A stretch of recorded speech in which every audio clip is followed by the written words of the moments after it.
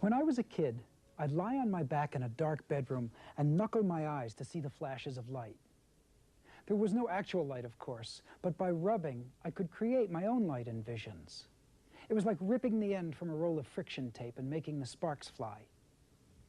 Filmmaker Stan Brakhage thinks that we lose some of the vitality of seeing when we grow up. For instance, at the moment we learn to name colors, dozens of distinct shades simply turned into the categories of red, blue, and yellow. But Stan Brakhage takes his ideas about seeing a few steps further. Those wonderful images that we saw when we rubbed our eyes are interior vision.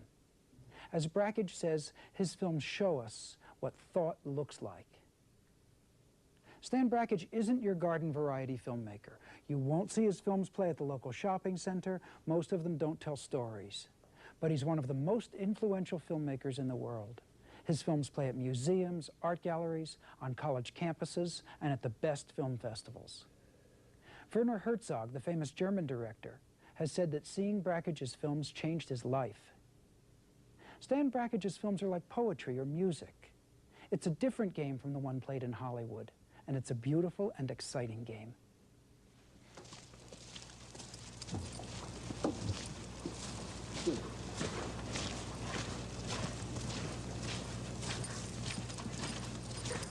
I mean, Stan is one of the most important independent filmmakers in the world, one of the most highly respected. He strikes me, and I don't want to speak for him, you know, but he strikes me as a real romantic, one of the last really serious poets in the cinema.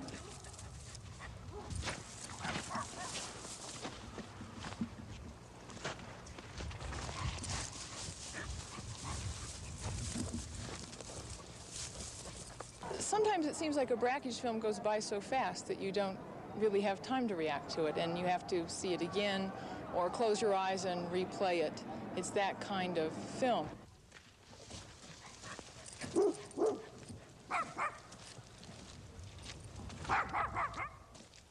What his mind is so good at is the lightning flashes in which he illuminates things that don't seem to have any connection. He will take the subject and instead of approaching it in a linear fashion and this came first and then this and then this, he will pull in things from out of the air and say, look at this through this. Don't just look at cinema. Imagine cinema as something that exists in a world that also includes Edgar Allan Poe or sculpture or painting. I'll tell you, it's something else to walk these dogs. See, in our terms, they're about 70. You know, they're in their 70s. And they feel the cold now. We get snow up to here where, you know, they're going like this in the snow in order they look just like they were swimming.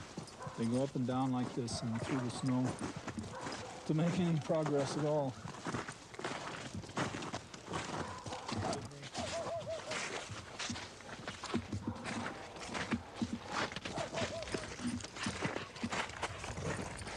We knew at some point that the only way to keep them alive was to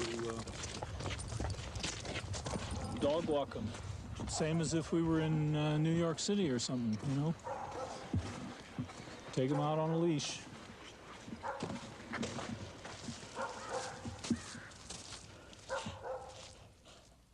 Imagine an eye unruled by man-made laws of perspective. An eye unprejudiced by compositional logic. An eye which does not respond to the name of everything, but which must know each object encountered in life through an adventure of perception. How many colors are there in a field of grass to the crawling baby unaware of green? How many rainbows can light create to the untutored eye? How aware of the variations in heat waves can that eye be? Imagine a world alive with incomprehensible objects and shimmering with an endless variety of movement and innumerable gradations of color. Imagine a world before the beginning was the word. If I close my eyes, I continue to see. I mean, a lot of adults lose that ability, but all children even rub their eyes to create an intensification of fireworks or explosions, you know, and that's the first, what I call the first level of seeing yourself thinking.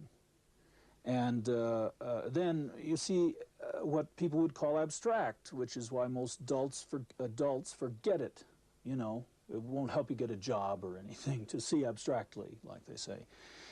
But what we are aware of is that amidst those abstractions we can commission some memories, or we're prompted by things that happen to remember grandmother or whatever. But what interests me more and seems very much neglected is the abstractions in themselves which carry the true mood that a person is having. And then it becomes more than mood, because those shapes that children rub their eyes to create explosions of, those shapes do form symbols, symbolic shapes, like a heart, say. If science comes up with a machine so you could tap into people's actual thinking process and then project whatever they're thinking as vision and put it up on a screen, I'm doing that laboriously by painting, because we don't have any way to do that. But then I'm doing something else too. That would just be like automatic writing. I am also trying to shape an art. And an art is with reference to all previous arts. In other words, I'm being articulate, as we say, about that, and discreet. I'm going for a not just a spate of my moving visual thinking, but an edited, really carefully considered little world of such a thing. You know, to me, an art really finally is that you make a whole ecology, that when the work the work should be like have an ecology, so that nothing comes into it that doesn't have a life in it. So I feel that an art is really something that creates a whole world, as briefly, as discreetly, and as clearly as possible.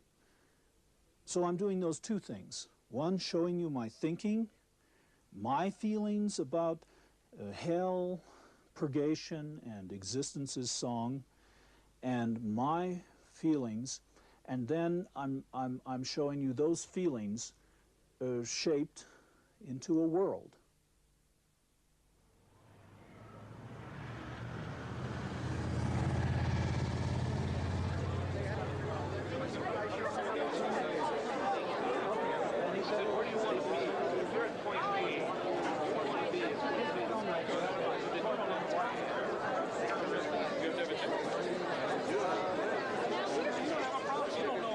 To a film festival is a little like being in Fantasyland. It's like Disneyland, only it's somehow more authentic than Disneyland is. I always come to Telluride for the same reason. They constantly surprise me with interesting films that I didn't know about before, and interesting people I may not have known as much about as I should. I think one of the great things about Telluride is that you can set up a Stan Brakhage movie in 35 millimeter with a very intelligent audience watching it. You can say, this is 2 minutes of great film. Thank you, Bill. Thank you. Thank you. To make a long, shaggy filmmaker story short, 35 years ago, I was given an assignment in high school to compare Dante's Divine Comedy and Thomas Mann's The Magic Mountain. That I realized that all that involvement with Dante's Divine Comedy was paying off in some very strange form, a kind of purely hypnagogic, visual answer or entertainment of some of the themes, really the feelings of these three states of living. Being in hell and getting out of it, which has always been my first impulse, hell's pit flexion, purgation, which is, as I take it, the normal soap opera condition of daily living, and a film dedicated to that sense, as Brancusi put it, one of those days I wouldn't trade for anything under heaven, or those moments that exemplify that. Existence is song. But these are the representations we have so far, and you have about the first 30, you have the complete hell's pit flexion, the first 30 seconds of purgation, the first 15 of Existence is Song. Thank you.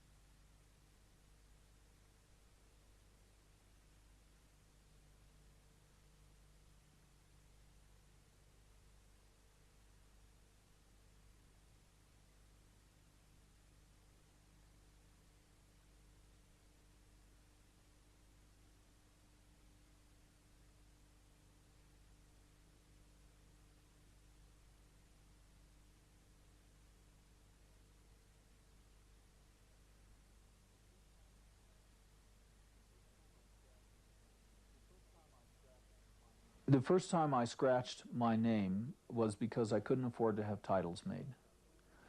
And in fact, I got the whole cast to scratch their names. It's for desist film.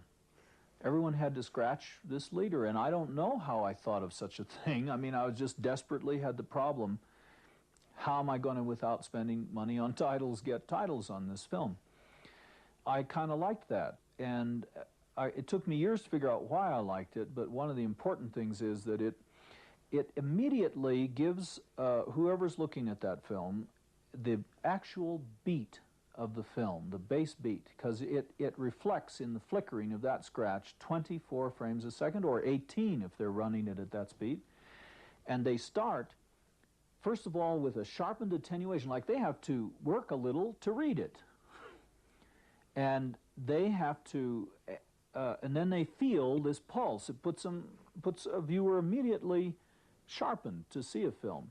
And then to sign it that way is just, to me, that kind of thing of, I'm responsible for this, and the full implications of it are that thing that you find in certain books like, all of, this has come through me, and all the faults are due to me, and whatever's good about it is due to the creative process. That kind of making belongs to everybody. It's just that the society's all the time taking advantage of that in the awful sense that they won't pay us enough to stay alive and go on doing it. I would trade everything else I am to be the Hans Christian Andersen of film, because I feel that's the most necessary thing. Something to counterbalance Disney and all that horror. But I can't commission myself to do that. So who does it belong to? On the other hand, as you see, I have to be fierce in protecting some of the rights of these things because of what people would do to them capriciously. I mean, just use them wrongly in all different kinds of ways, and because also I'm responsible to survive so that I can go on making them. And I'm trying to survive in one of the most hostile anti-art societies in the history of the world. Or at least let's put it this way, the others that were this hostile aren't even remembered because there's no record. Finally, they beat out and destroyed all their really shamanistic artists, so there's no record of their existence. And it has occurred to me that if this country goes on in this way, little kids in 150 years or so could be reading in their history books that America was the first to put men on the moon, and they could say, "What's America?" I know that's true, and any historian can tell you that's true. That phone is ringing all the time over there with horror stories from famous poets, filmmakers, and so on, who have changed already the history of Hollywood movies, who've been ripped off for advertising and everything else, and some of whom are eating at the goodwill. And yet, so people say, who cares? I mean, we're just trying to get through the day, right? Well, that doth not a tradition leave.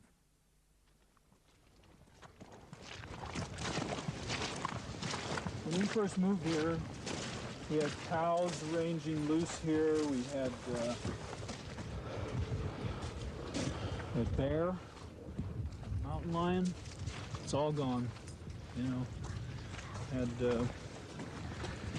some elk came through in a whole herd. I think that was about the third year. One night was amazing. This even I couldn't believe. We had buffalo. I heard this bumping against the front door, against the house anyway, and I came out.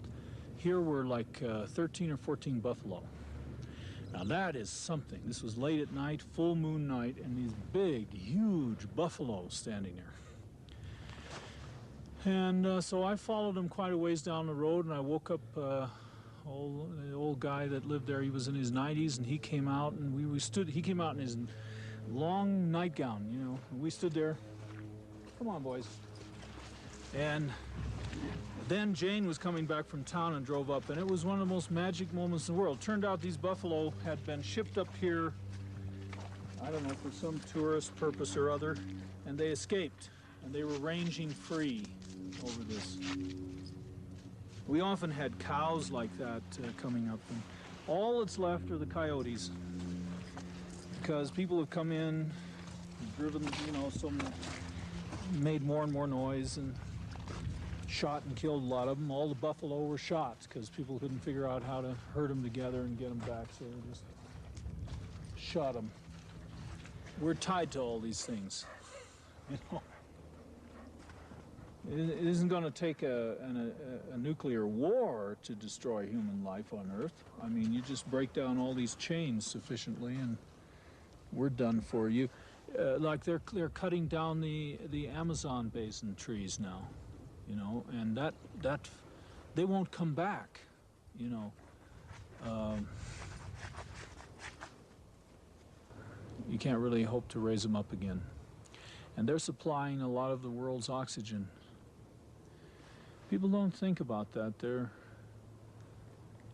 They get trapped in some stupid myth or other, or just simple greed. I'm not a painter. I mean, I know my limitations, but I painted on film for many, many years, and yet I'm not a painter because I'm not trained. I have not the ability. But what I can do is garden the growth of an image making itself. I mean, I'll do whatever it is that I need as I see an image start forming in the direction of something that's true to what I see in my mind's eye. And then I garden that. I may have prepared the garden already by putting down some Vaseline so that nothing will happen. You know, the Vaseline will protect whatever's underneath. Or I may have prepared it by putting some of this on and letting it dry completely over certain images I want to keep before I make my puddle. But at some point, I have this puddle of active colors, chemicals, shaping itself. Then I come in with the fingers like a pianist, you might say. I felt that my childhood piano music training was finally being used to come in to make sure that this dries as I want it. And sometimes things get very black indeed. Very, very dark indeed, because of not just mood, but because something begins failing in the original image. So I begin adding dark colors to obliterate things all the time that it's drying. This says something about the process. Like, this frame is still going to be going on down here. You can see this shape here is being reinforced and extended here. This is not painted or worked by me. This makes itself, and I just stop it at the point that it's reached what to me is the maximum. You know, and that's a weird, strange process, but, and the only real aesthetic encouragement I have for it is Emil Nolde. You know his story? No.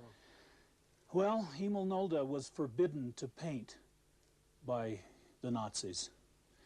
And being a good German, he took that very seriously. Whatever the law, you know, has forbidden him to paint. And yet he's obsessed and he must paint. So what he did to save himself across all those years that the Nazis were in power is he reached clear back to an earlier discovery that he'd made when once he laid a watercolor down on the ground and it began to snow. And what the snow did to that watercolor was better than what he had imagined. And the moment he saw that, then he shook it off and saved it. So he began making, across those years of Nazi occupation, what he called unpainted pictures. They painted themselves, therefore he was not breaking the law. They had to be watercolor because literally the Nazis came once a week to sniff his house for oils. Can you imagine that? These brutes going around. Was he breaking the law, you know, sniffing him out?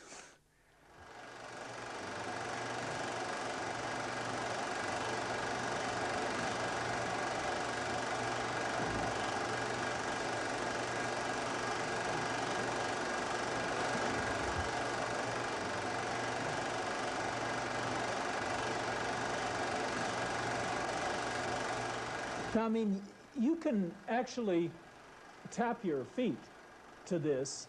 It's not a fast rhythm like in music.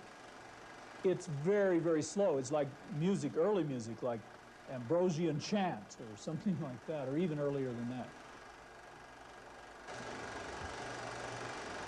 Let me throw my own shadow in here. As you watch me just trying to be unself-consciously just talking to you as I am, be watching what the difference is with this out-of-focus figure of Chaplin in the background. I mean, this is a highly, highly developed rhythmic art.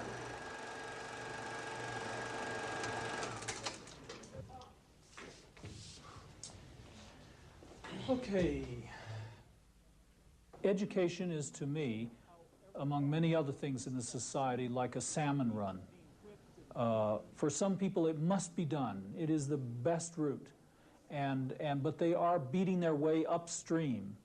I mean, all the same, let's persist. I'm not afraid to be embarrassed like Chaplin was all his life, afraid to be embarrassed and amassed so much power that no one could finally ever embarrass him. Certainly not when he's fledged. It is the most decent way I've found to make a living where I can represent what I believe in. But I do know the price that's paid. This character, the triumph of all these comedians in film, the epitome of them, was the major force for the diminishment of our image of human being in the 20th century. Because it's a cartoon of the god and of a godhead, so to speak, and it is the god of panic and destruction and chaos, and it is the main symbol I will see if the world goes up in an atomic explosion. I will see. What I really could teach of filmmaking is the creative process, but in order to do that, I would have to be able to select the students. Then I'd have to begin teaching them things that I think would not be acceptable in the educational situation. First of all, I would teach them how to get out of a trance state. Then, the safety factor, so they don't go into a trance to be creative and then flip out and go nuts or something. This one was a breeze. Then I would teach them how to get into it deeper and deeper. And this would be dangerous things that it's almost...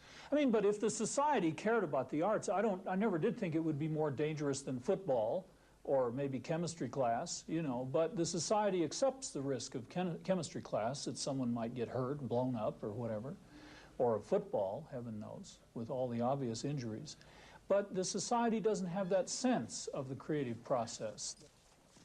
And I would have to teach it as what it is, the oldest disciplining that we have any record of in human endeavor.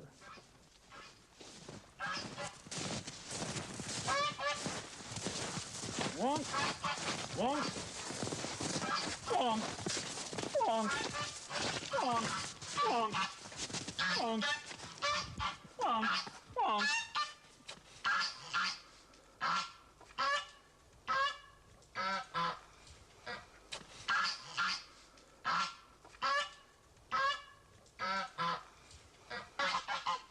Hey, buddy.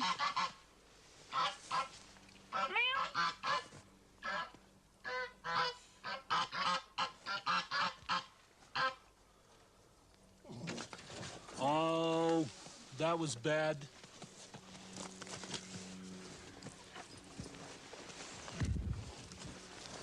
Shame on you. You're really showing off, aren't you?